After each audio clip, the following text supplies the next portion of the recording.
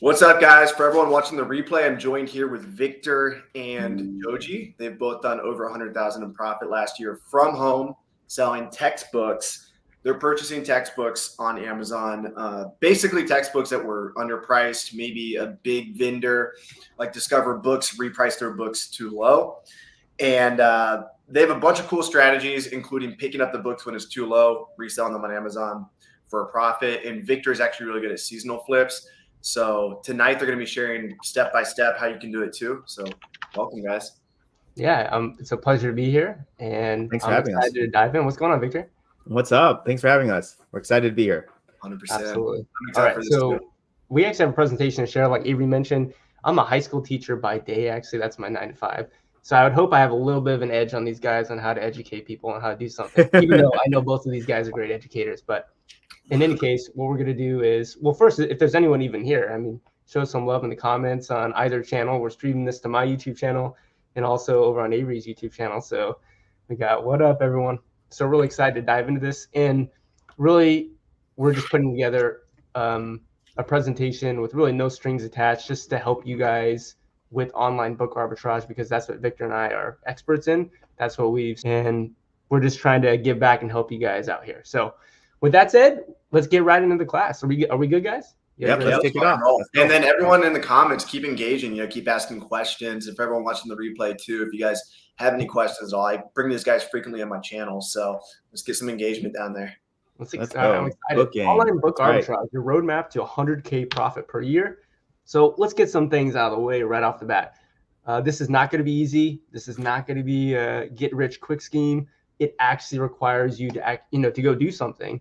And you must be willing to learn from your mistakes. So, let's just start off with that. And if you're still here after hearing that, I will tell you that you could easily make an extra $500 a month doing this, right? There's no reason why you have to make $100,000 profit a year.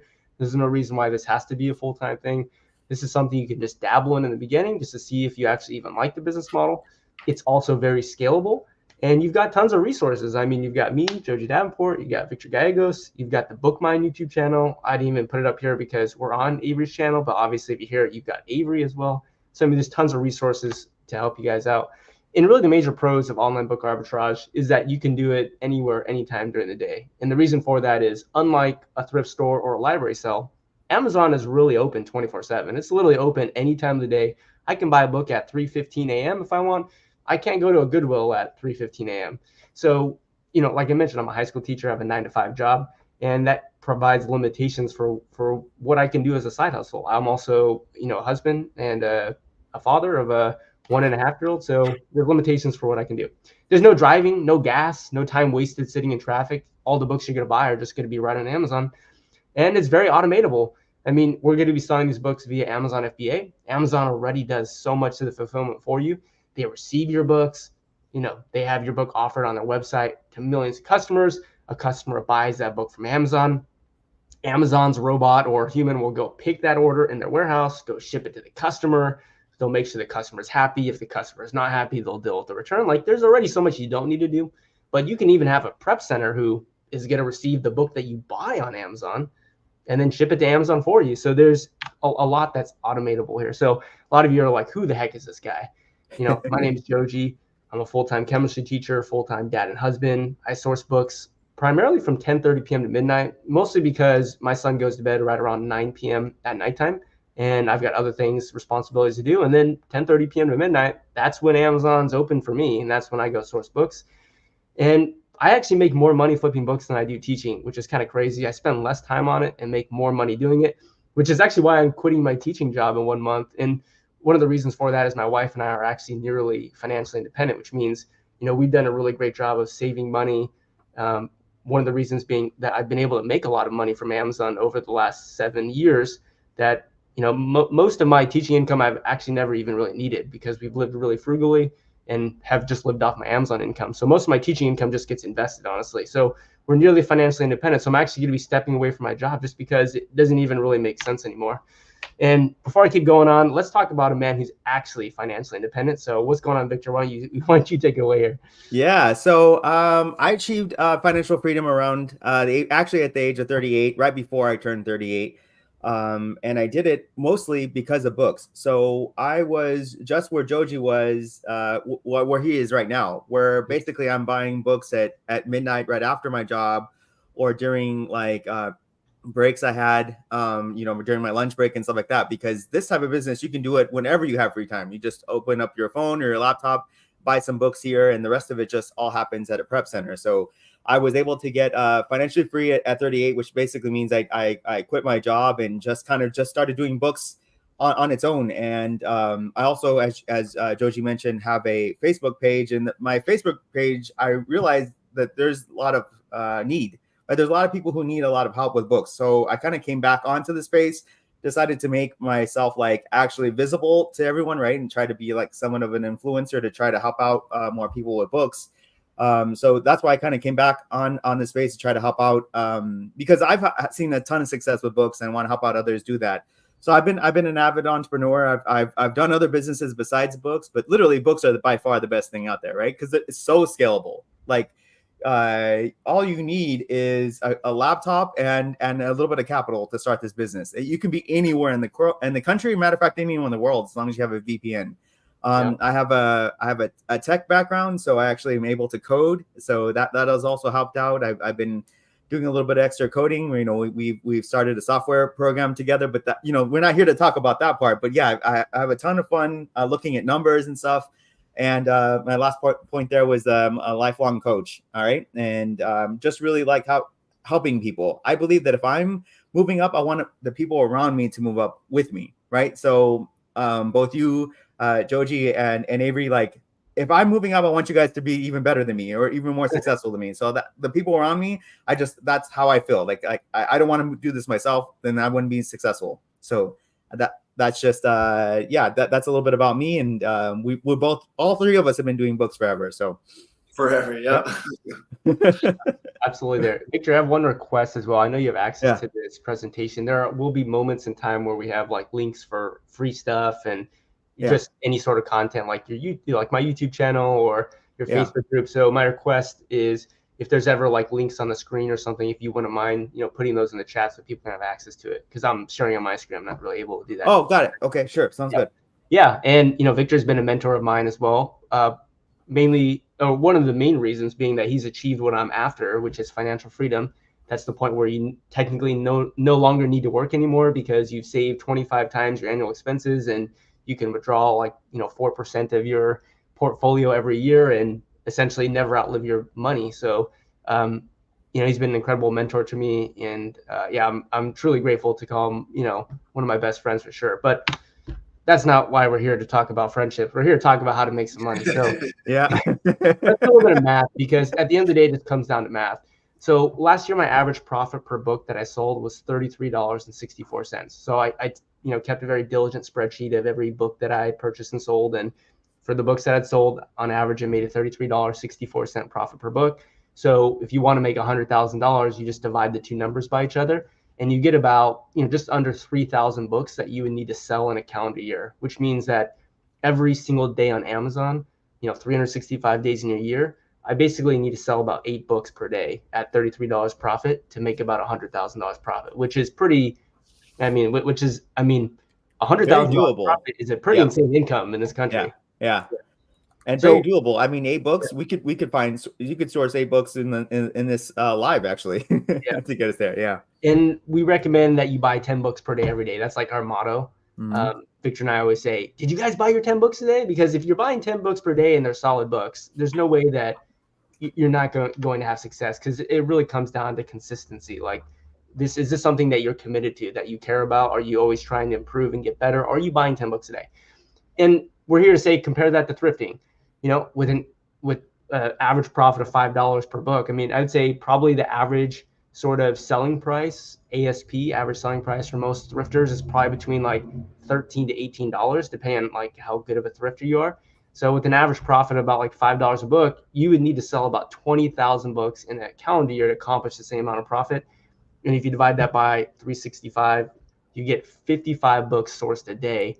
And that's backbreaking work for the same profit. And it's so much harder to do that also if you have a 9-to-5 job. Also remember that Goodwill closes at, I don't know what they close, I'm assuming like 7, 8, maybe 9 p.m. Library sales happen at specific times of the day. You probably couldn't go to them because you're working. So the question is, well, how do you find them? And that's how we're going to dive into it. And it's all going to be free. We're going to show you how to do it. We'll show you some examples.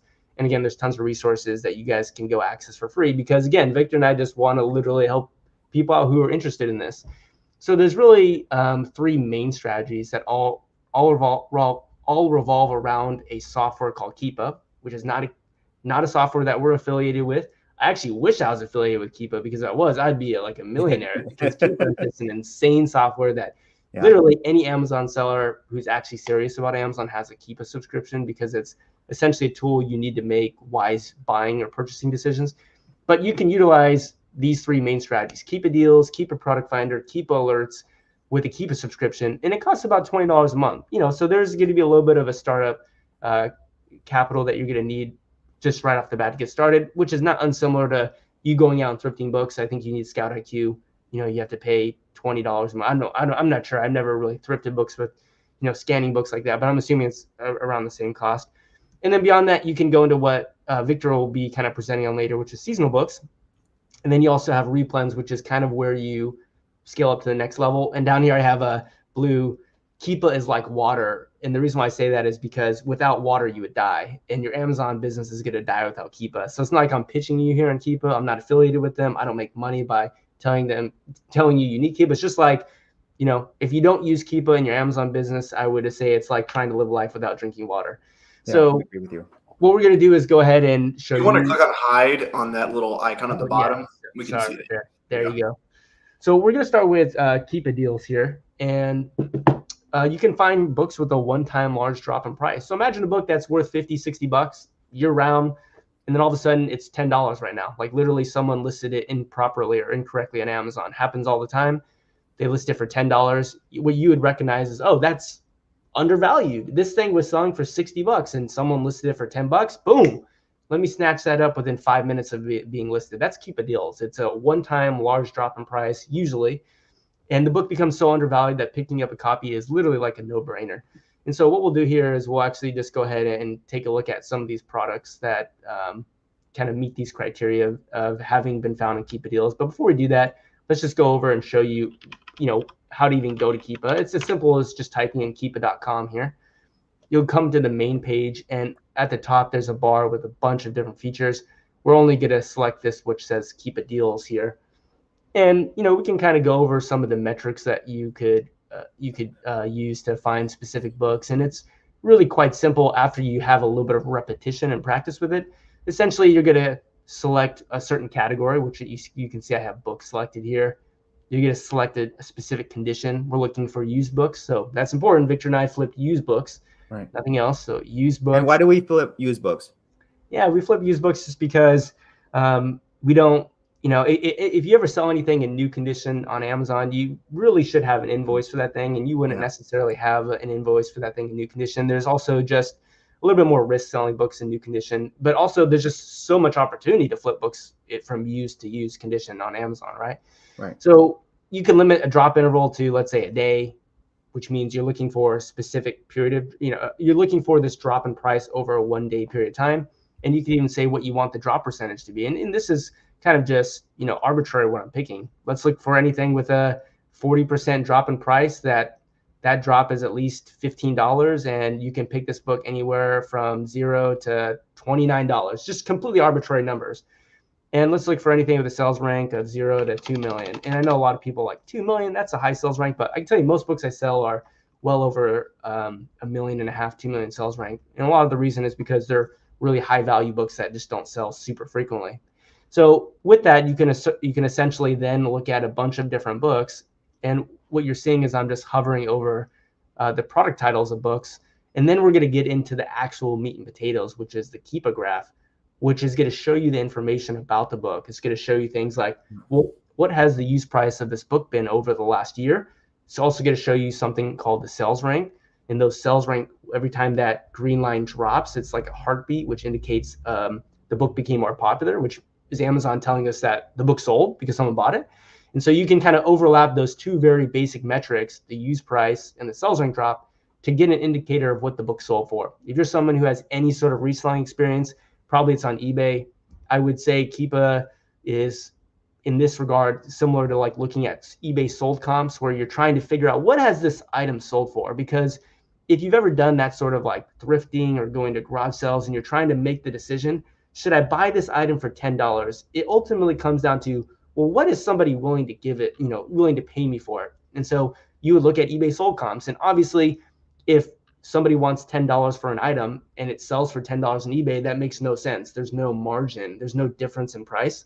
But if someone's willing to sell you something for $10 and eBay sold comps are like 85, 95, 100, you're like, whoa, this is crazy undervalued. I can buy something worth 85 or 90 for $10, buy it for $10, sell it for 85 because that's what it's actually worth and make money. And the whole point of me saying that is if, once you get a little bit more practice and a little bit more repetition, you'll see that this book on Keepa just dropped from $33 all the way down to $11.84. Why did it drop to $11.84? I have no idea. Whoever the seller was said, you know what? I just have decided I don't want to sell my book for $33. I want to sell this book for $11. So no reason, rhyme or reason why they might have done it. They just decided, hey, this book is now cheaper because I'm the seller and I get to decide what I want to list my book for. And so in any case, the reason why that's important is now you can look at past historical sales to try to figure out, is there margin between those two values? Is there margin between $11.41 and what the book is sold for? And so we can look at the last green sales rank drop, which happened here on February, or actually March 1st, where the sales rank drop went from 1.6 million, dropped all the way down to 200,000. The lowest used price represented by this black line was $34. So the most recent sell of this book was $34. And right now it's listed at $11.41. So I'm hoping you see that there's margin between those two numbers, that if I can buy it for $11.41 and then flip it for $34, there's potential for me to make profit because I'm buying something for significantly less than what it's actually worth. And you can even go back in time on this book. You can see last June and July, it had a number of sales rank drops. It was dropping all the time. It was a heart that was beating and beating and beating and beating. There's a bunch of green sales rank drops. I'll hover over the green line here to kind of bring that out and show you on the Keepa graph. But this is a book that, can easily sell for $34. Even the most recent sell before that looks like it was also there at $40. Now, granted, this is a book that has had some sales for 5 or 6 months, right around $18 to $25.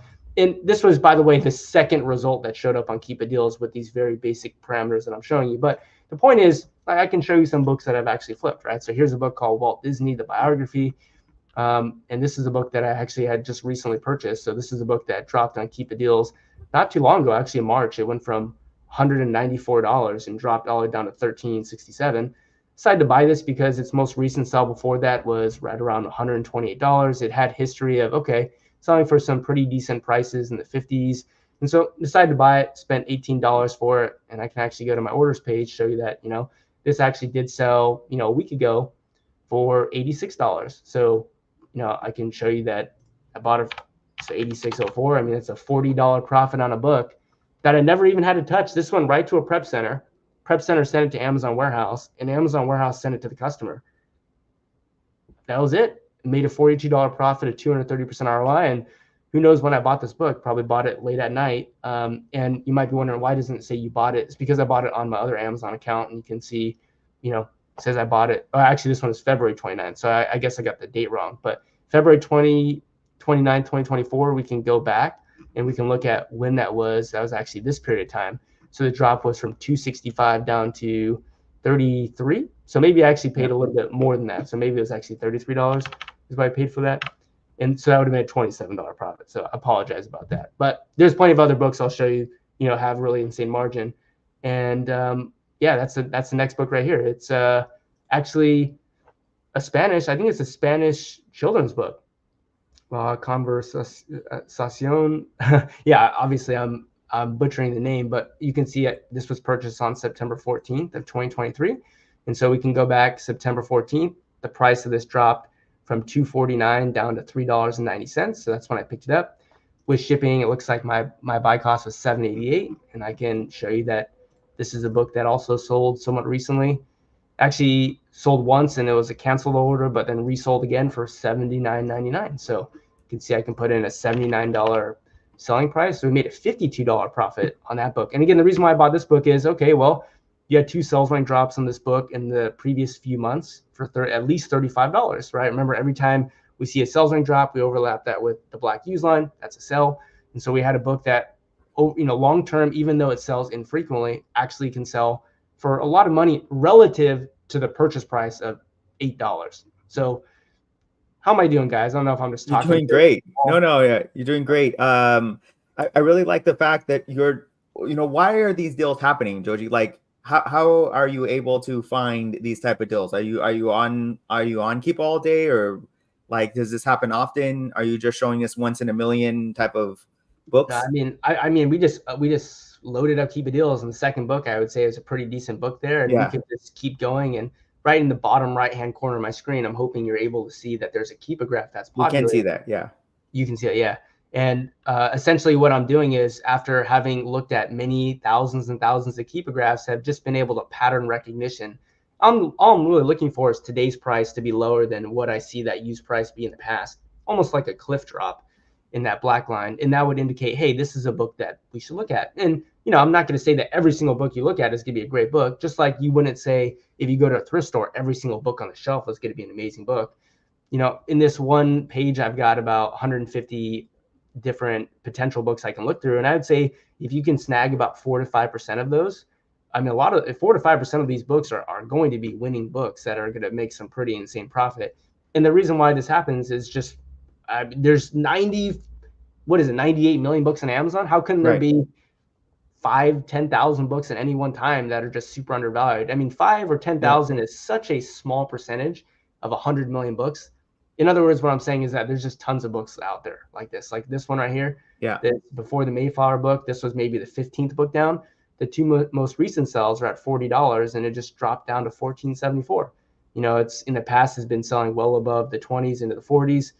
And what I should say is that this is a book that, over the last 4 or 5 years has pretty much always been $40, $50, $60 pretty reliably, with plenty of sales rank drops. And that's also not even taking into account that oftentimes you can even sell your book a little bit more if you're a prime seller in the prime, in the buy box, use buy box, getting the prime bump or getting the prime gap. So yeah, this is another book that I would definitely consider buying, and it would be as simple as, let's just go to the actual listing on Amazon. And real quick, we got 2 people asking, what are the rules for buying from a prime seller, or do I have to create a non-prime buying account? What's your philosophy with that? Yeah, so what I do is I have a business non-prime account. And so what I'll do is, whenever I need to buy a book from an FBA seller, meaning the book is at an Amazon warehouse, not being shipped by a third-party merchant fulfilled seller. If that book is at an Amazon FBA warehouse, then you would have to pay for the shipping. But if you can get your cart value over $35, Amazon gives you free non-prime standard shipping, in which case, get your cart value over $35, buy 3 or 4 books from FBA sellers, get the cart value over $35, boom, free standard shipping. Bada bing, bada boom, as Steve Rakin says. Profits are coming soon, right? So are you if you have a Prime account, do you have to create a separate account for that then? One way to think about it, I know Victor does this. His wife has a non-prime account, or it doesn't make sense for you to have 2 prime accounts. So you can have you can buy on your spouse's account, or I created a business non-prime account. Yeah. I would recommend that, because even if you have a prime account and you decide not to use your prime membership to get 2-day free shipping, you'd still be taking advantage of your prime account, because they will still offer you free shipping, but it'll just be you'll be a longer delivery date, but they'll still offer you free shipping under $35. So you would want to buy it on a non-prime account. But I'll say this, when I was a newbie back in 2016 and 2017, Avery, I will admit that I bought some books using my Prime membership when I was a little bit more unaware or a little bit more naive, and nothing happened to me. So I'm not saying that you should do that. I'm just saying that if you do it one time, you probably shouldn't, worry like the sky's falling. I'm just saying, probably get a business non-prime account. Yeah, I agree. Just don't take advantage of it. Basically, you buy a few books here and there, no one's gonna say anything. But if you do this like full time and you buy a ton of Prime books, you could get suspended for it. It's actually why I have this bonsai book right now in my cart on this account, because I need to actually send this over to this other account so that I can go ahead and get the cart value over $35. It's already almost over $35. It's like a $32.99 book. But if I were to, I'm just going to go send it to the other account. So that's why I have it in the cart right now. It's because I'm going to move it over in a second there. But that was Keepa Deals. Plenty of opportunity to Keepa Deals. I would say, I've got Keepa Deal videos on my YouTube channel, and I would say you could easily sell $5,000 a month, $7,000 a month easily in revenue just on Keepa deals, easily, like without a doubt. Why? Because I did it for years, and that's definitely how you start, right? You start by going to Keepa deals. You go and look at those pages every day. You start building your inventory up from Keepa deals. So that's the first step I recommend anyone to start with. Yeah, go Keepa deals. And just to recap, you're going to Keepa deals, and what parameters are you putting again? Yeah, so we can just go and look at the parameters that I had put in there a moment ago, and really comes with you discovering different. And guys, these work. Like I interviewed Victor the other day, and then I went home and used these, and like I was blown away. Like I found that one book that was selling for like 100 plus. That was amazing, by the way. Yeah, you got $15, and it was on the first page. I just literally did what you said. All I did was put the 40% drop, but I may have been missing something. So if you can go over like what you're adding here, that'd be amazing. Sure. Yeah, I'm just so obviously you should be looking at the book category. By the way, there's also CD and vinyl. There's also movies and TV, and there's also video games. And I flipped vinyls before. I flipped cassettes. I flipped video games. I flipped CDs. Just to show that the A2A model does work, just to show, like, prove it to people. Although I focus only on books, I'm just letting you know you can also be in those other categories if you want. But yeah, I'm looking at used books. I'm looking at a drop interval of a day. In this specific search, I'm looking for a drop percentage of 40% or more. That means these books have dropped in the last day 40%. So you're only going to find things that have dropped at least 40% in the last day, which is pretty crazy that we found 1,600 books that have dropped 40%. Yeah. Anyway, And not only that, the drop has to at least be $16 or more. And then the buy price, I just this is all arbitrarily as well, right? So I'm saying I want to buy a book between 0 and 29. If you don't want to buy a book for that much, you can say between 0 and 15.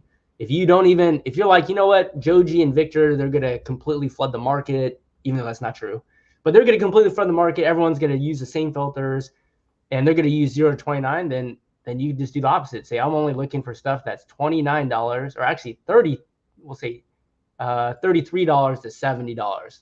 Use that filter. Or you're going to say, you know what, I'm only going to look at books that are anywhere between 74 and 150 that have seen a 50% drop. That's at least $45. So I guess what the point I'm making is that there's so much opportunity for you just to be creative with any of these filters, and you're going to find amazing results. Yeah, and I would just copy what they're doing, because if you look at both these guys, they've average buy cost of what, 15 to 20 bucks ish, 17. Right. Yeah.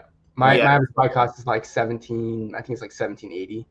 Yeah, and it's human nature to think that to have a scarcity mindset. Like when you go on a library sale, it's actually very real that everyone around you is taking the books that you want. But with this, I would challenge your scarcity mindset, because 10% of all sales on Amazon are book sales. There's an insane amount of demand, and there's also an incredible amount of supply.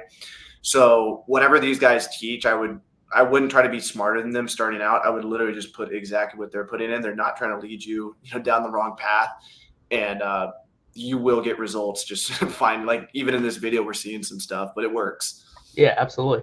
So, and 0 to 33, it's all arbitrary. Sales rank up to 2 million. Oftentimes I'll go only look for things over 2.5 million. Sometimes I'll say I'm only looking for books that are 50 to 80. It's just, there's so much opportunity with different ways that you can use this. And this is just one of the ways that you can source books. So really cool way. Again, we have YouTube videos on my YouTube channel, Joji Davenport, that you can look at that. So the other way that you can do searching is using Keepa Product Finder, which is another amazing Keepa resource. You input your own parameters to find undervalued books, similar to Keepa deals, but just in a little bit more, let's say, sophisticated way. So, let me kind of go ahead and show you what sort of books you'd be looking for. In this case, you'd be looking for books that might drop in value over a longer period of time. Whereas in Keepa deals, we're looking at a one-day drop in price. In Keepa Product Finder, you might be looking for a book that's dropped in price over a month or over the last week. So a longer period of time where you might have two large sellers like Goodwill Books and maybe, Goodwill Books and, I don't know, some other large bookseller like Thrift Books in a repricing war. They have very aggressive repricers, and they might be willing to take a book that was $75 5 days ago and bring it down to $15. That gives you an opportunity to buy it. So, here's a really good example of a book that has done that. You can see If I zoom in here to the Keepa graph, here's a book that had a sell at boom 64, boom 65, 64. This one is maybe at 64 or 89, one of the two, 65, 65. And then the price went from 89 and went all the way down to about $30. And it's like, why did that happen? Well, you probably had two big mega booksellers have a book that they think doesn't sell very often, and they're willing to tank the price. And so I was like, hey, why wouldn't I buy a book for $32 that regularly was selling for 64, right? And so end up buying this book for $31 again on my other account, and I can go ahead and look at the orders, and I believe I sold it for I actually sold it for a little bit more, $83 19 hours ago. So I actually sold it yesterday, and if I put in $83, then we're looking at a $28 profit. So again, right around kind of the normal profit. Like I said, my normal profit's around $33 per book. So my point is, this is a book that didn't drop in price from 89 down to 33 in a day. It actually started November 8th and actually ended December 8th. It was actually a 1 month period of time. One more example of that is this book right here, which was purchased last December 13th of 2023. And you can see, there was a previous sell in the 90s. And then this book kind of eroded in value pretty quickly, actually, from $57 all the way down to $7.90 in the matter of about half a month. And so looking back at previous historical sales, I was like, okay, this regularly sells in the high 30s. I can pick it up for basically about $11 free shipping. It was like $7.90 plus $4 shipping. It's about $11. I was like, hey, this thing regularly sells in the mid to upper 30s. It even has recent sales rank drops as high as 90. So even though I don't necessarily want or need to sell it for that much, I know that buying for 11, selling for 30 is a pretty good deal. So I think I picked up a couple copies of these, and you can see I sold one, 3 months ago for $59.99. So that would have been literally like barely a month later, and then just sold one about a week ago for $61. So you're talking buying a book for 11, selling it for about 61, $29 profit, 240% ROI. My hands are clean, never had to touch it. Probably bought the book at 10:30 p.m. at night. Didn't have to get in the car, didn't have to buy gas, didn't have to sit at the traffic light. It's just a lot of really awesome things about it that I really just love. So how do you use Keepa Product Finder? Well, you come back to Keepa. You don't use this deals tab. You actually come over to the data tab, and you click that box which says data, and then you take your cursor and scroll all the way over to Product Finder. And once you're at Product Finder, you have literally the world at your fingertips. You can search for so many different parameters here to find books that are undervalued. And just to give you like a quick little filter, which again, you could have plenty of filters. Like you can see, I've got tons of filters that I've been able to save as a bookmark on my bookmark bar. A really easy one would be, okay, well, let's start with the sales rank. You can say we're looking for books with an average sales rank of maybe up to 2.5 million, 2.5 million or less over the last 6 months or 180 days. That actually brings back 160 million products. And actually, I'm going to scroll down. And guys, I know I'm going super fast, but we've got tons of videos on my YouTube channel. You also can watch this again if you want to. I'm going to go ahead and click the root category and click the books category, which just tells us, hey, this is what we're going to be searching for. It brings it down to 2.5 million. So that makes sense. It's about 2.5 million books that have sales rank, the average sales rank under 2.5 million. I'm going to say, I don't want to look for any book that Amazon's in stock. Get rid of Amazon. Just if Amazon's in stock, just don't even show it to me. Just get rid of 1.5 million books. Amazon on stock. I don't even want there to be a new third-party seller. Just get them out of there. 500,000, other books gone. And then we can come to the use price and do something simple. Like, let's just use my average buy cost. My average buy cost is 18, and my average sales price is right around 68. So let's say today's price of this book is anywhere from $0 to $18. And let's say the 90-day, we'll say the 90-day average of this book has to be at least, $50 or more. That's going to bring us down to 322 products, and we can just say find products. And then we'll similarly to Keepa Deals, just use our cursor and just try to find books. And here's the first book. The first book actually looks good. The first book was a book that was selling as high as 100, selling in the 60s, selling in the 60s. And all of a sudden, then it started coming down to 30s, selling really well. And then all of a sudden it's dropped down to 15. If you look at the last 684 days, actually Amazon was in stock of this book right around $22, and the sales rank of this book was like in the low 3,000. So this was a book that was literally flying off the shelf. And you can see how much demand there is for this book. As soon as Amazon went out of stock, it's selling in use condition for double the retail price, and then even triple the retail price.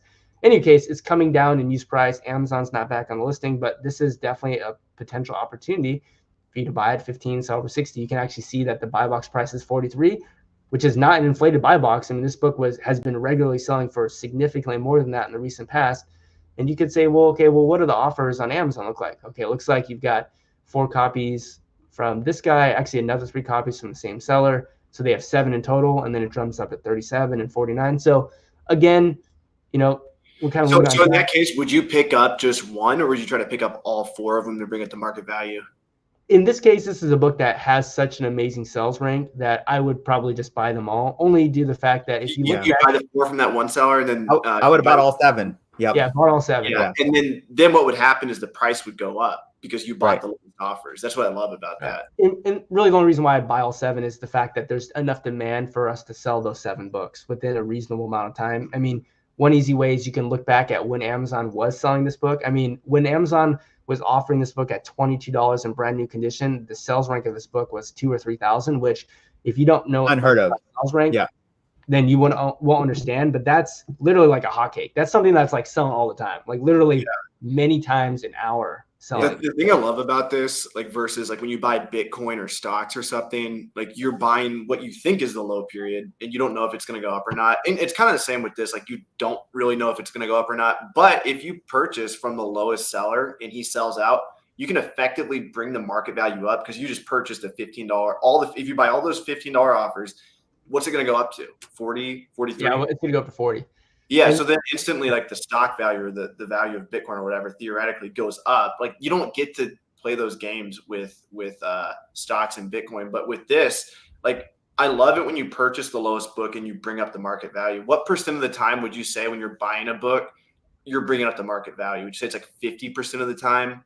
Yeah, it's almost all because you're buying a book undervalued, right? And that's the game plan, is to buy below market value. The game plan is not to buy at market value and sell for an inflated buy box and exploit the prime bump. That's not what you're trying to do. I tried that. It didn't work. It doesn't work. You're inherently trying to buy something below market value. That's the only way arbitrage works, is you buy something below market value, you sell it for what it's worth. And how do I know that? Because if you thrift books, that's what you're doing all the time. You're going to a thrift store and buying a book for $1 that's not worth $1. You're buying a book for $1 that's really worth $20. And you're making money because you're buying something undervalued. You're buying something below what it's actually worth. And then you're turning around and selling it for what it's worth. And then you're profiting the difference between the two. So here's another book that looks pretty interesting. I mean, this is an abstract algebra book. Looks like it really hasn't sold much this year. But I mean, you can see plenty of sales line drops in the 30s. Recently sold pretty well in January in 35s. It just recently underwent a major sort of repricing where it got down to about $15. So again, we can't necessarily, because just due to lack of time, go through every single one of these books. But a lot of these books that you'll find are going to be great. Here's a book that was selling 87, 94, 94, 92, and all of a sudden, without its offer count really going up that much, just dropped all the way down to 1594. And I mean, if you look at this book over the last 2,800 days, I mean, this book has frequently been out of stock. It has other periods of time where it has sales significantly above what it's currently listed at. And so here's a book that I would absolutely consider buying, as long as, there's a good copy available. And it looks like there are a couple of good copies available. And, this is another book that long-term I think would do really well. So, I mean, you're looking at a book that had sold September through January 4 times for at least $100 that you could pick up for under $20, which is pretty. So great. What I really like about that book is that it just recently was that low. Like in July, it went that low and then it picked back up. So that's something you can really definitely. So great. And why is that so important, Victor? Right? Because people always ask, well, how do you know it's going to go back up? Right. So can you talk about that? Right. One of the best ways that you know that a book will recover from where it is today is that if you can go in its history and it's ever happened before. If it's happened before, then you can have really a lot of confidence that it'll happen again.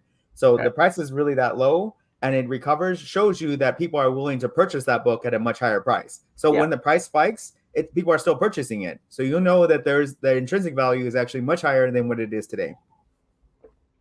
Exactly. You're like, wow, but in 2017, this was $16 and it sold. And then it was $9 and it sold. Well, didn't it sell for anything higher? Yeah, I mean, if you would have bought it for those prices, the next sales in the 40s, you would have made money. Right. And then it dropped down to $18. And you're like, well, if you would have bought it there, would you have made money? Yeah, you would have sold for $59. Yeah. And then if you would have bought it here for 19, or if you would have bought it there for $2, would you have made money? Yeah, you would have sold for 45 and made money. Mm-hmm. And then coming back here, when it dropped down to $17, would you have made money? Yeah, I mean, you would have flipped it literally 2 weeks later for $58, or held out and sold it for $90. So I know we're about to talk about replens, but this is definitely a replen, right? You want to track this book. Yeah. There's only 3 people tracking this book as well. So there's a little community tracking button, and we'll get into Keepa alerts here in a second. But this is a book that I'll track. This is a book that I would consider buying. This is a bread and butter book. This is a book you buy for, what is it, $20? I mean, flip it between 50 and 80. I mean, potentially even sell for more, considering that, you know, you could buy it for up to $90, or that has sold for up to $90 as well. So we got a lot more to go. We want more value. So let's keep going. So next, Keepa alerts. Keepa alert is when you set a tracker on a book. You can say, hey, Keepa, this book right here, this McLaren book, I want you to tell me the second that book gets to $20 or less on Amazon. I want you to send me an email notification. I want you to send me a text message. I want you to set an alarm on my phone. I'm just joking. You can't set an alarm on your phone. But I want you to basically let me know when this book drops in price. So just like we used with Keepa, if we go back to Keepa over here, you can actually see that there's a little bell icon. So we already looked at deals, the shopping bag. We already looked at the box, which is the data tab, which found the product finder. Now we're looking at the bell icon because it's a ding. This book just hit your tracking price, and we're going to go to recent notification, and you're going to see certain books that I just got notified for. So I literally just got notified about this book 12 minutes ago, The Universal Constant in Living. I guess I'm tracking this for $15. Why? It looks like there was a sale for $58, and then it sold for $11.99 over the last 3,900 days. Even though it doesn't sell a lot, it's had sales at 98, some sales in the 60s. It's had a sell there at 137. It's had a sell there at 135, 54. So yeah, this is a book I'd absolutely pick up. You know, it was out of stock this first 6 months out of the year. I'd probably list it between 50 and 70. I just got notified about this book 12 minutes ago. So literally 12 minutes ago, in this time that we're doing this, I got a notification. So because it just dropped, right, in price. Just dropped in price. And so let's just say if that book was acceptable, because someone just asked the question, would you be willing to purchase that in acceptable, or is it only in good condition? Yeah, I mean, I would say you should probably try to stay good condition most of the time. But with that said, I'll buy acceptable condition copies, especially if they come from a reputable seller who's got, you know, a really good feedback. So, you know, you can see that right now you've got Worlds of Book USA. They're often a seller that will just price books super cheap, $12.44 plus $6 shipping, and you know it's about $18, $19. And I don't know if I've sold this book. I don't think I have sold this book before. No, I haven't sold this book before. But you can see it's this $12 offer. There's a prime offer at 94. Then it jumps up to 37 plus shipping, then 70, and then 90. Right? It's a really rare book that again has history of infrequently selling consistently. That means it doesn't sell often, but it consistently sells. So a really great book there. Anyways, the way that you would set a tracker is, let's go back to this Norwegian book. Let's say you want to get notified every time this book gets under $20. Right. You can just come up here to the Keepa graph. There's a little button called Track Product. And you can simply come here to the use box and you can say, boom, anytime this book is $20 or less, you could even say include shipping, $20 free shipping or less, or you can say just $20. Then send me a notification. You can say track it for 2 weeks, a month. I usually track for a decade because this is a Replen, right? This is a book that looks like it came out. It doesn't look like it has a date on it, but maybe actually not too long ago because it actually looks like a pretty modern cover. But yeah, I usually track for a decade, start the tracking, and you can see, hey, I'm going to get an email notification. I'm going to get a Telegram message. I can even get a web push notification if I wanted to, where it would actually pop up when I'm at my desk. And yeah, I get notified just like I got notified here. And so just to show you some books, here's this McLaren book right here that, you know, I bought on October 18th of last year, which was right around here when this price dropped from 118 down to $30. So I decided to pick up a copy because it hit my notification, and you know, picked it up for 36. Was able to flip it for $102 there 5 months ago, and made a $40 profit. And the real reason why I brought it up is it actually just dropped in price again just yesterday. Oh wow, okay. And you can see it right there. I was not fortunate enough to buy it because you can see there's 24 people tracking this book, so there's a little bit of competition on this book. But someone picked it up for $19.98, so they're probably gonna sell it between $80 and $100, and so they easily made $40 or $50, which is pretty crazy. That's crazy. Pretty awesome. Yep. Here's another book. This is called Honor and Respect. I think I sold this book somewhat recently.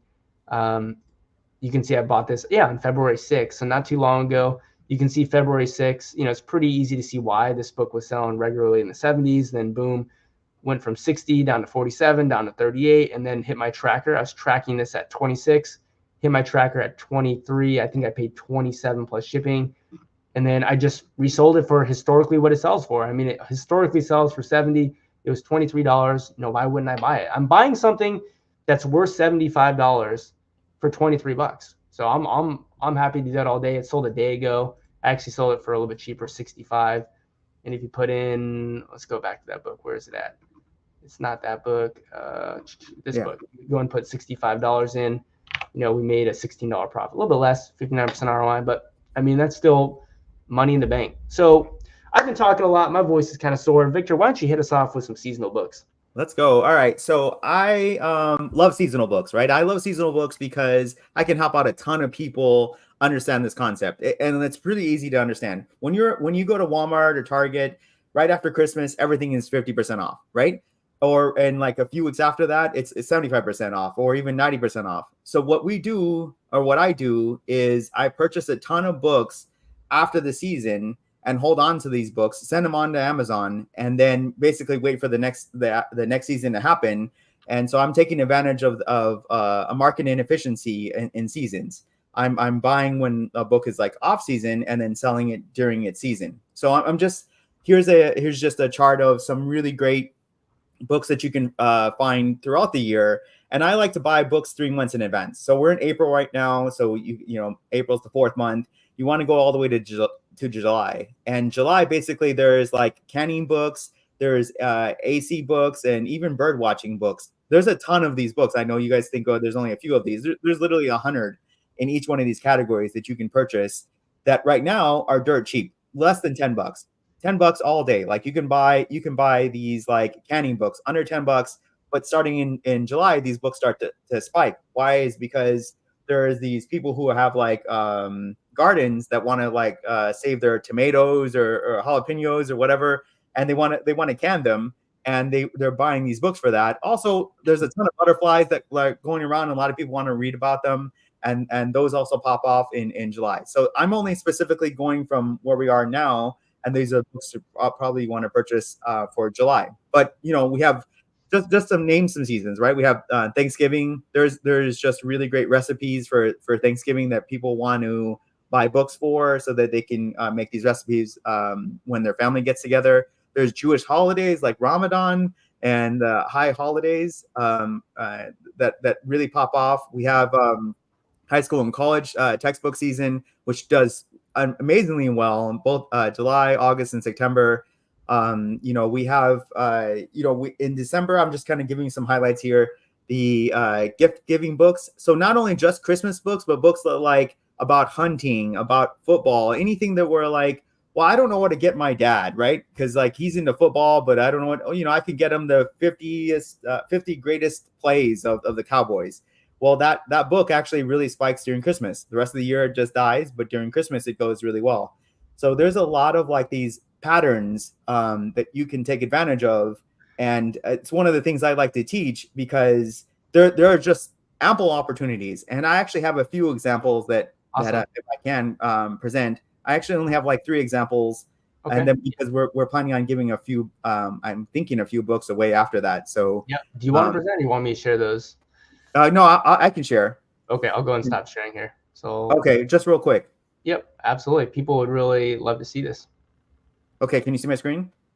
Yep, good to go. Yep. Okay, cool. All right, so Too Many Pumpkins. When do we think the Too Many Pumpkins book actually pops off, right? Easy answer here, Halloween, right? And so the vast majority of the year, $6, right? $6, altogether $10 shipped. Over here, we're even lower, right? This year, we're down to like $3. So altogether, what is that? $7 shipped. But yet, during Halloween, this book goes for $35, probably altogether with shipping $40. So we're talking about buy this book for $7, sell it for $40. And it's not like I have to be on Keepa tonight to do this. I could, anytime in March, April, May, June, any day that I want to purchase this book, I can, as long as it's before August, and then ride the wave up to October. And these type of books are all over the place. So this is just one example. I want to give you 2 more Christmas books, and then we'll keep going, just because I could do this all day, right? There's tons of these books out here. Here's a great Christmas book that I we talk about a ton. Every year that this book pops off, as you can see, the FBA price is around $45.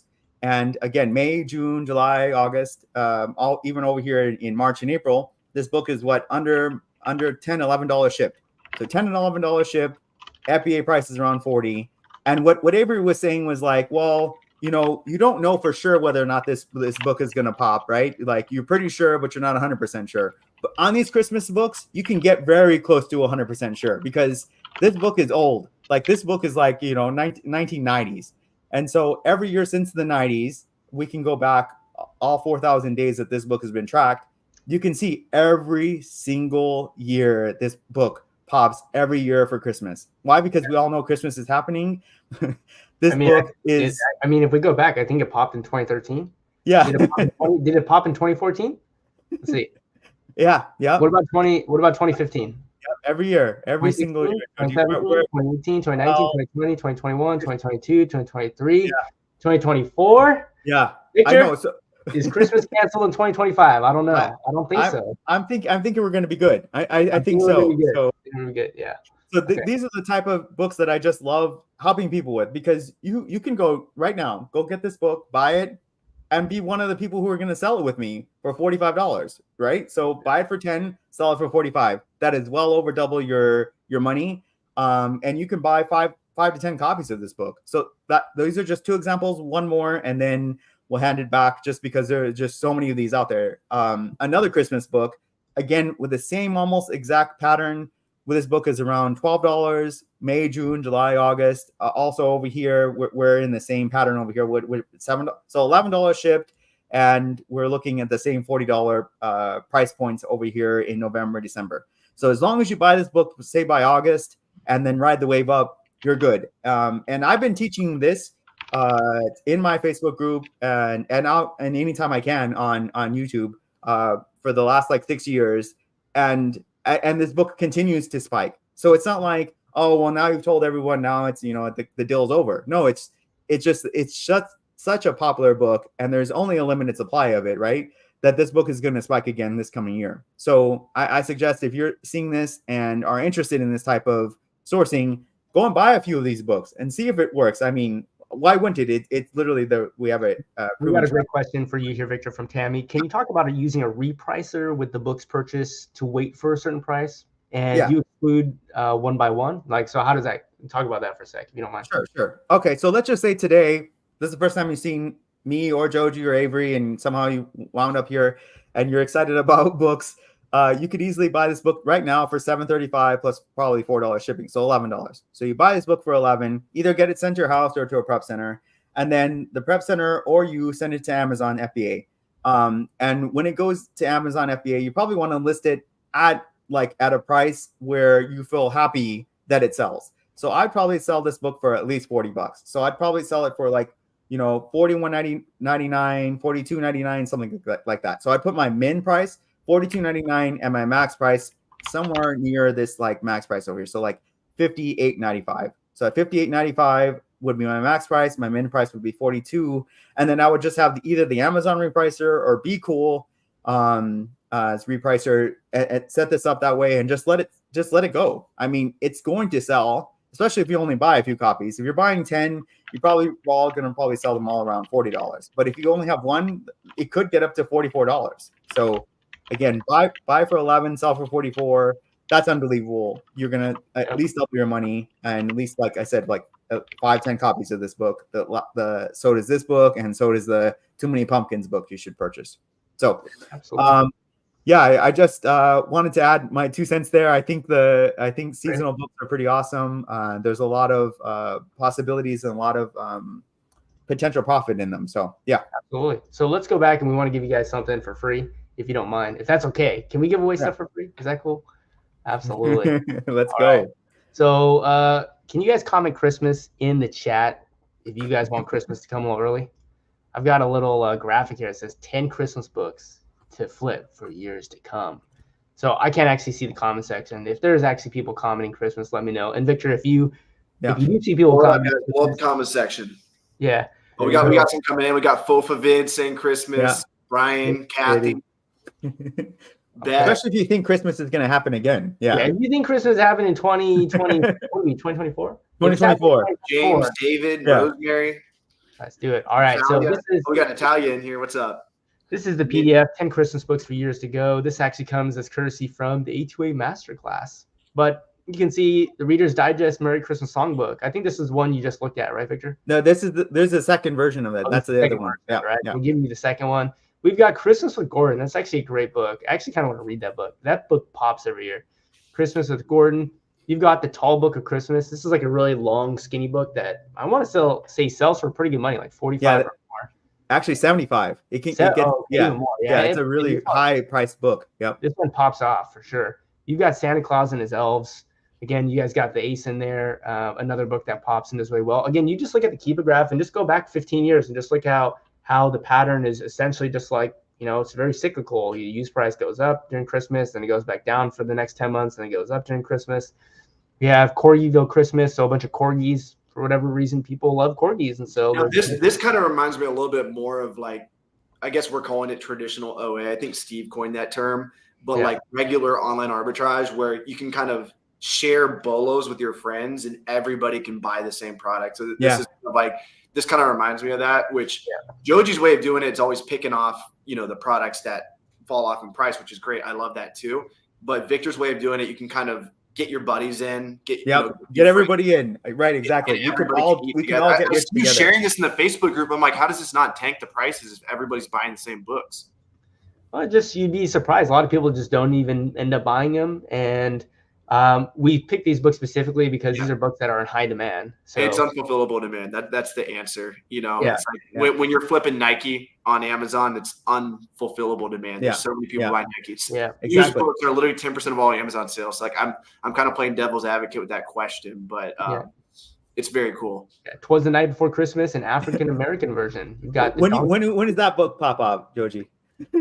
I'm pretty sure it pops out during Christmas. I'm pretty sure the night before Christmas, right? The night before Christmas. That's when someone wants that book. The Donkey's Dream. We got ourselves Peter Spear's Christmas, and we got Cafe Nervosa. So there's even cookbooks that do amazing.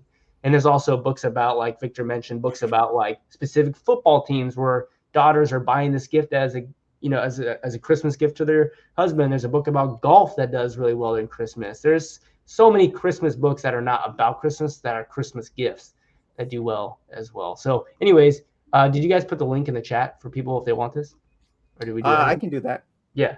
So I guess so basically there's a link. Victor will post it in the chat for you guys so you guys can get that for free if you are interested in it. And again, what's the worst that can happen? Buy one copy of each of those 10 books and then wait 8 months if you don't believe us, and then come back in January of 2025. And if it worked for you, then you know that we're not here just trying to blow smoke, right? So that's my challenge.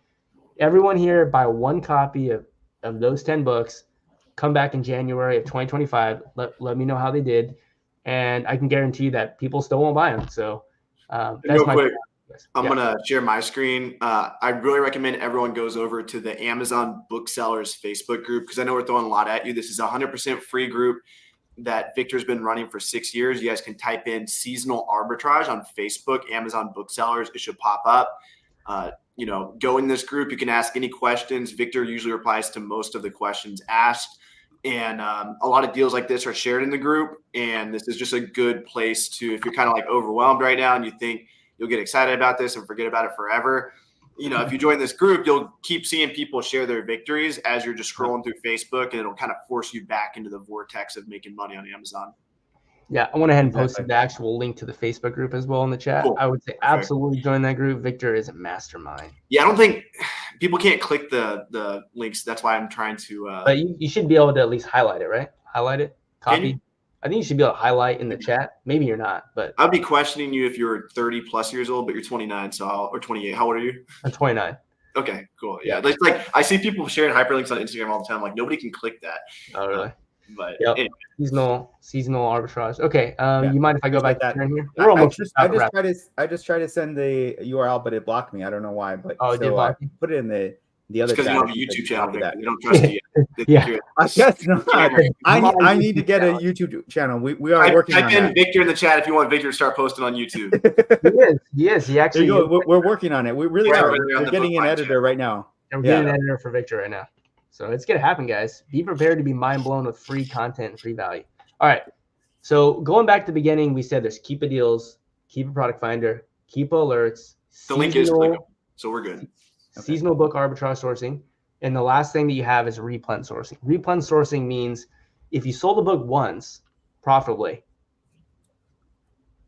why not sell it again and again and again and again for the next 2 years, 3 years, 5 years, 7 years? Why not? I mean, if you were able to buy it once before for $15 and you sold for $50, why not buy it again for $15 when it gets there and sell for $50? So the strategy here is to track the books using, the Keepa track product feature. So we showed you that you can go to any product like this one, the one that I was already tracking, and come up here to track product, and then you'll be able to go ahead and input a specific price point that you want to track the book for. So I'm still tracking this for $26.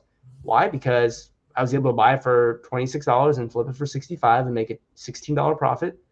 So if that ever happens again, I want to know. Like, why wouldn't I want to know if it gets back to the same price? So Replen sourcing means selling the same books over and over and over and over again. And once you guys get a little bit more seasoned, a lot of your book buying every day will just be Replen sourcing. It will literally just be buying the same books over and over and over again. Here's a good example. There's a book it's a old book, I think from the 70s. It's a cooking book or a dessert book of some sort. And you can see I sold it 5 months ago, 5 months, 4 months, 3 months ago, 4 days ago. So I recently discovered this book at the end of 2023. And guess what? This book has been out since 1970. Victor, how much do you think people are not going to want this book in 2024 or 2025? Victor, what do you think? No, they're going to continue to want that book, especially since 1970. It's a cookbook. So, if I can sell for $59.99, basically over and over and over again, why wouldn't I just keep buying it for $18 when it gets there? So there's a Replen. Here's another one. This is the AP Latin Virgil. So, here's a book that, again, I've sold 64, 55, 48, 48, 55 over, a year ago, 11 months ago, 4 months ago, then 2 weeks ago, a week ago, 6 days ago. So in the last couple of weeks, it started popping off here. But the thing here is that you never want to forget about a profitable book once you've sold it. Once you've got a profitable book, hold on to it.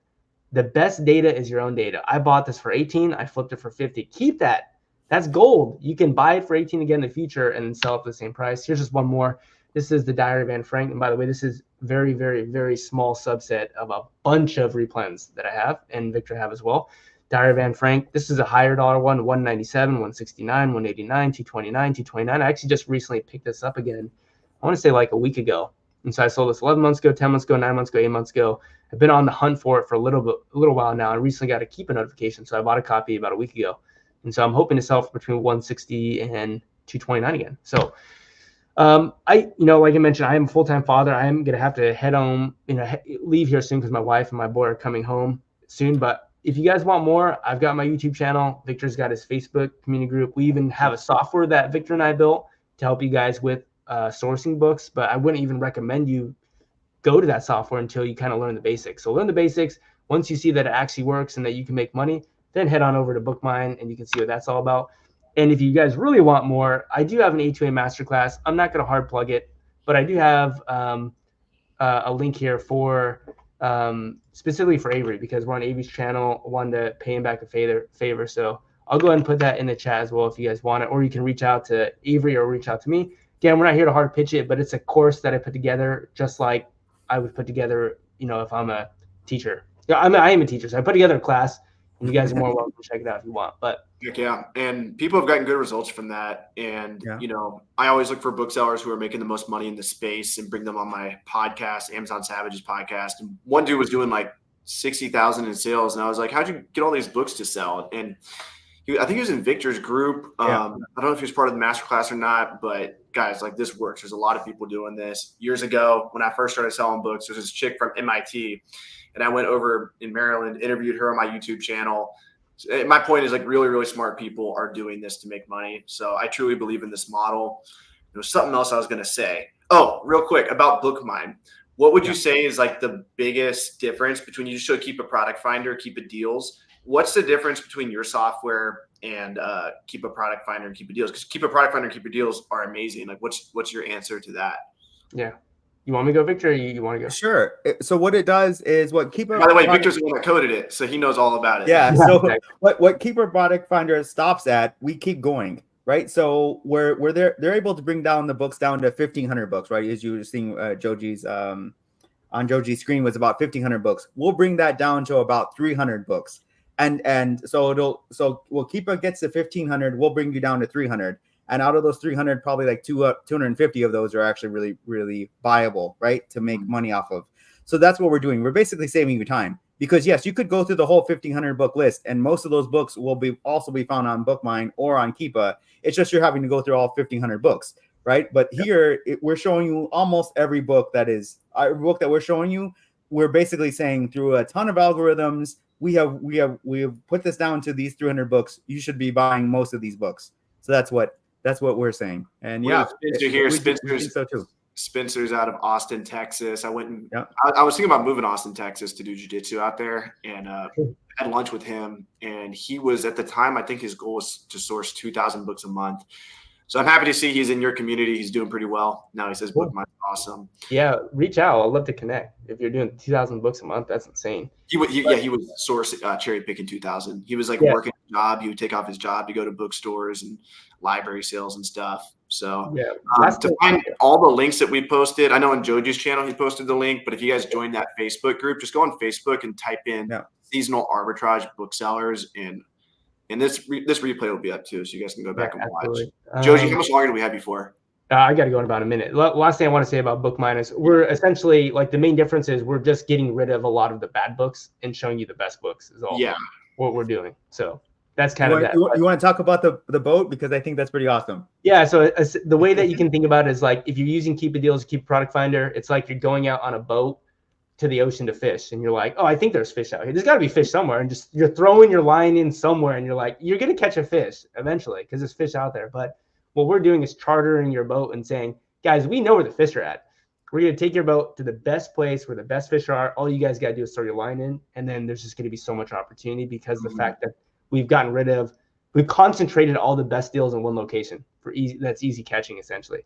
But I do got to head out, guys, but I appreciate you guys. I had so much fun. So I got to head out. Thank you so much, Joji. We'll hang out here for a little bit longer. Be sure to go show Joji some love. Go to Joji Davenport on YouTube. Subscribe to his YouTube channel. He's got tons and tons and tons of good videos. Somebody was asking earlier, do I have good videos on Keepa? Yes, I have videos on Keepa, but they're more for like a thrift store context. If you guys want to learn Keepa in depth for flipping used books from Amazon to Amazon, type in Joji Davenport Keepa over on YouTube. And we'll bang through some questions real quick. So yeah, if you do want to actually trial out BookMine, go to bookmine.co and type in the code Romer, and you actually get a double our actual normal trial, and give Romer some coffee money. So yeah, that would be great. I didn't even ask them to do that, and they're doing it. So all caps. All caps. Yeah, 30 days. Yep.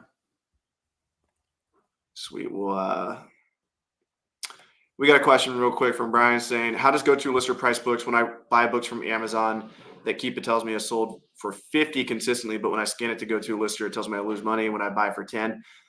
Well, if you're buying your books from Amazon, you should already know what you want to sell them for. You shouldn't really be using go-to lister smart pricing for that. Go-to lister smart pricing helps you optimize. Like, let's just say you got to a thrift store and find like 100 books or something.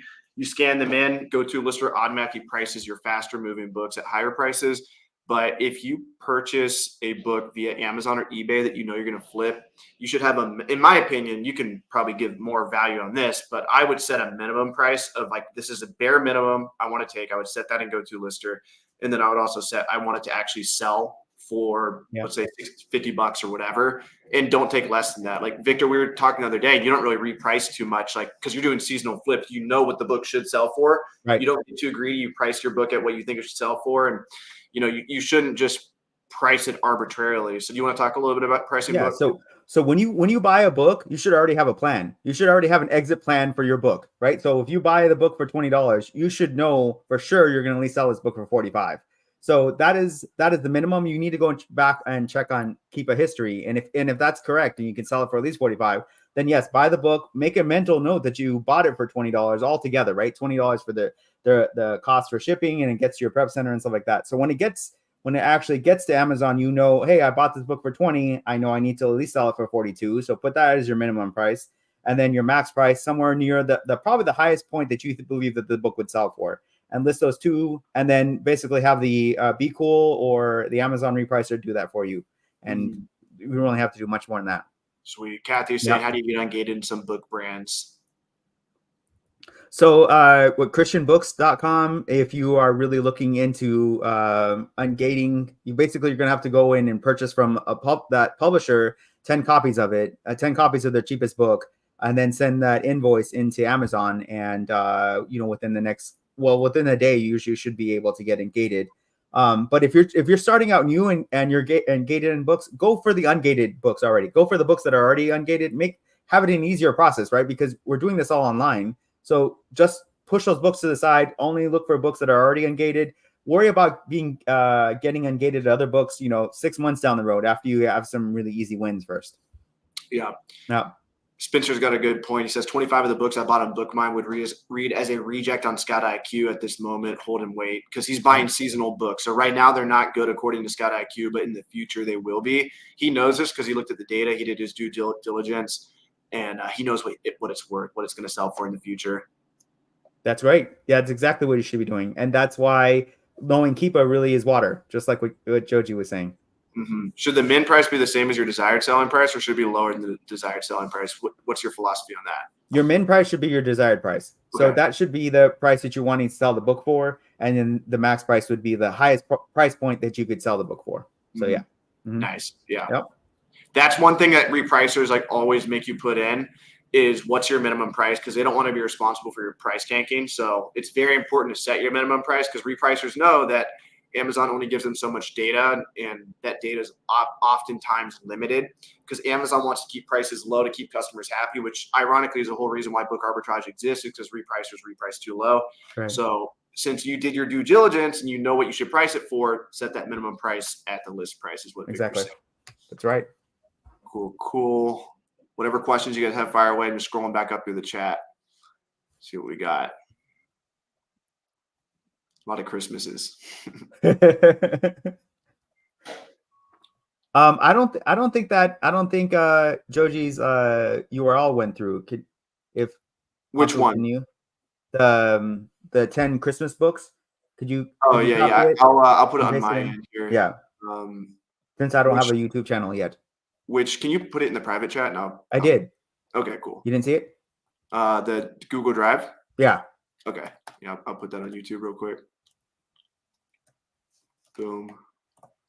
Yeah, because he commented on his channel. Yeah. Okay.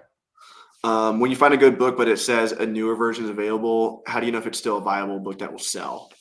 Okay, so this great question. So if it's a college book, I would, especially if you're new, I'd probably just stay away from that, right? Because you don't know the indicators just yet. But if it's a high school book, who cares? Buy it. Because what's happening with high school books is that high school has to keep that book for at least 15 years. So who cares if there's new editions? There's probably 5 new editions since then. But that high school has to keep the old edition, so no worries there. But for the college books, what you're going to have to do is, if you want to get into a little bit more, basically you need to look to see what type of effect the last edition had on this recent edition that you're looking at. And if it's not much of an effect, buy it. But if there's a big effect, like Norton books, they definitely have a big effect. Also, law books also have a big effect with this new edition.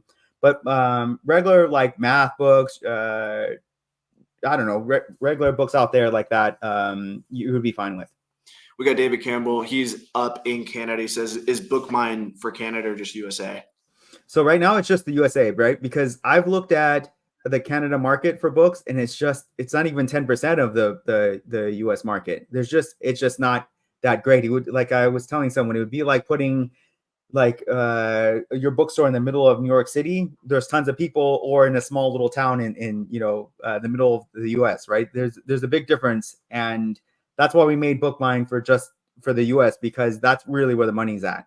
Mm-hmm. So I suggest what you should do if you're in Canada, which we have quite a bit of people doing that, is they're in Canada, but they have a U.S. prep center, and so they're sending their books to a U.S. prep center, and then they're using the U.S. market. Yeah. We got someone asking what's the best prep center. So there's two that we both recommend. I think Avery also used Little Owl. Little Owl Prep. His name is Frank. So yeah, just Google Little Owl Prep. And Central Virginia Prep is the one Joji uses. So we use both of those. Both are great. Both use both started with the books and both know books really well. So those are both ones we use. Yeah, and Frank's been in business for almost probably 10 years now. Yeah, at least 6-7 years, right? Yeah, it's crazy. Time flies. I know. Exactly. Here, I'll share my screen real quick. Speaking of prep centers, and we'll get back to Q&A in just a second. We got both those prep centers are sponsoring our event, Books and Beyond. Yeah. So this will be going down in Las Vegas on September 14th, 15th, 13, 14, and 15. Yeah. Yeah, so it's a 3-day event. First day is a little bit of networking, then Saturday, Sunday, event all day, and then we'll have an after party Saturday night. You can see all the sponsors here. We got a Little Owl Prep. Is the other prep center Virginia Prep where she's speaking? She's speaking. But she's not probably not going to sponsor it. Hey, we gotta change that. I know. I'm just kidding. We have all these speakers here. So we have myself. We got Joji Davenport back from the burnout on YouTube. We'll be speaking. We got Caleb Roth, the book flipper, coming out of retirement to drop some value for you guys. He said he'll be talking about Beyond because it's Books and Beyond. Yeah, Beyond. He's officially retired at the age of 35. And who else do we have? Diane Mashburn. She's in the Facebook groups. Vishal. He almost did 8 figures last year in books. 1.6 million net profit at the end of the day. The book peddler. Yeah, he's killing it. Yep. Yeah, we got Seth Kordick, one of my students from about 4 years ago. He purchased my course. Now he's doing 17,000 eBay to Amazon flips. And my course is 100% free now on starthumble.com if you guys want to go check that out. That's what got Seth started. Jameson Philippi, Bill Martlink, sellbackyourbook.com, Max Ruback. He's the basically the guy that is known for rare books. Rare books, right? Yeah, and people in the community are always reaching out to him. He does like a consignment service, and he can drop some knowledge on rare books. John, Side Hustle Experiment, Frank Brownie. He's the Little Owl Prep owner. Yep. So it's going to be a great time. Full weekend of networking. Vegas is pretty magical, especially when you get some booksellers and some drinks rolling. It's a lot of fun. So super excited for that. If you guys are interested, more information will be dropped soon on that. So just make sure. Real soon, actually. That website is almost completely polished. We're almost ready to go. So you guys will be able to buy early bird tickets at a discounted price pretty soon. Selling FBA, do you recommend selling internationally? You kind of just talked about that, but you want to answer Drew real quick? Yeah, so I basically just sell in the U.S. market, right? I don't sell in the Canada or Mexico market, mostly because I don't know how to pay their taxes, right? So if I sell books there, I don't know what would I do? What would that require? And that was just too much work. I mean, I'm trying to scale this business. So in the U.S. market, it's easy enough, right? I'm going to sell books in the U.S. and pay the U.S. taxes and we're good there. So I think it would just take more work and I'd probably only sell maybe a handful of books. Yeah. We got Myra asking, when I scan in Scotly, how do I know it's gated before I buy it? I usually find out after I buy and list on GoToLister. So what I recommend you do is put all your books cover up just like this in your cart.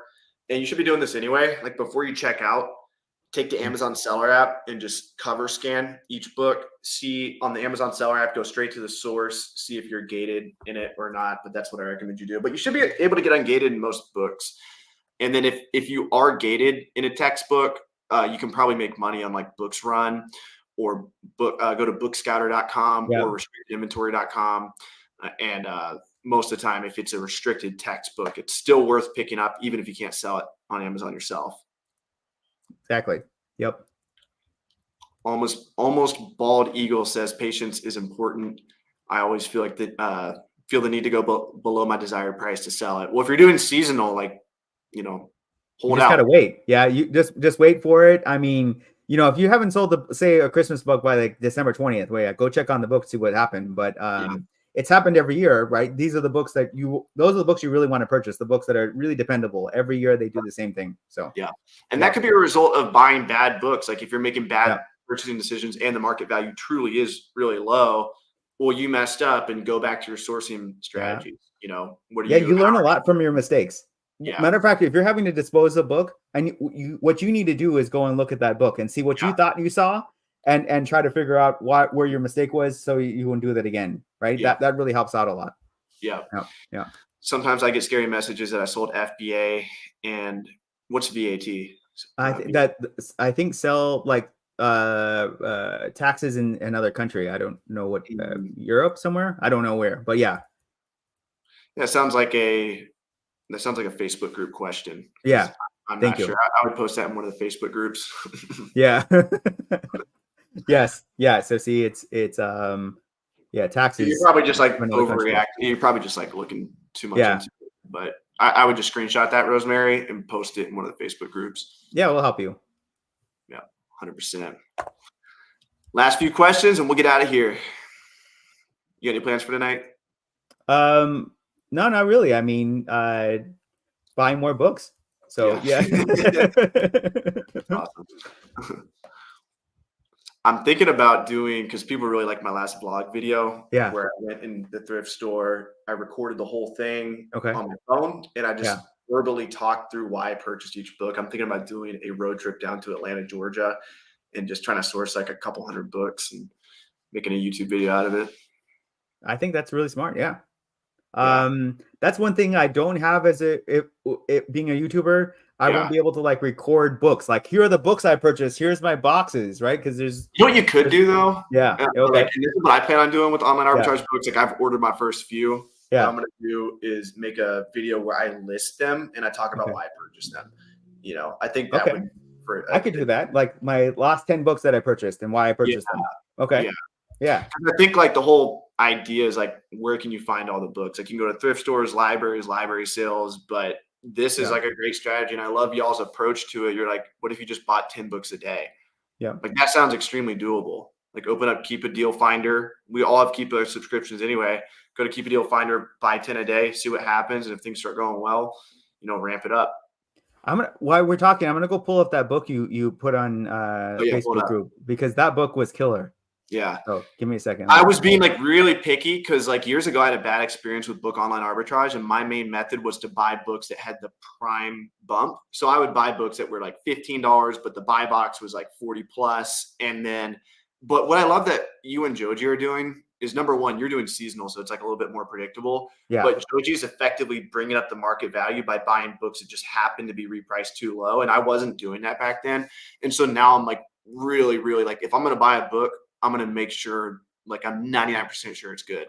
And that was why I put that in the Facebook group. I'm like, I can't think of a reason why this wouldn't be good, but it was weird that the used price was above the new price. That was what kind of freaked me out a little bit.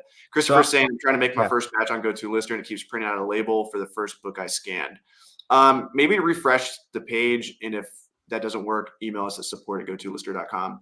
James says, Romer, if you hit Atlanta, let me know. I'll guide you around. Yeah, you'll see me on social media. Follow me on Instagram and reach out when I'm down there. I'll probably be down there for one night, go salsa dancing, and make a trip out of it. If I buy a book on Amazon, do I need to worry about it being counterfeit? Yes, you should check. But the good thing is those two preps we recommended. Yeah. Frank at Little Owl Prep, he actually does check early for counterfeits. They do. And so what's really good about them is they see thousands and thousands of books. They've seen this book, whatever book you probably purchased, over and over again. So they can tell when something's off. Yeah. And they've caught many counterfeits for me, and we just send them back to the. I've used like 10 plus prep centers over the years, 4 books, and Little Owl Prep's the only one that actually consistently pulls counterfeits. And if they find a counterfeit book, they have ways to monetize it for you. They'll route it to restricted inventory. I don't know if they do buyback services or not, but they'll kind of connect you like, hey, we can't list your book. Oh, they'll tell you if it's counterfeit and you don't want to list it anyway. But if you're restricted in the book, they'll help you make some money off of it. So So real quick, I want to show you the book that you purchased. So all right.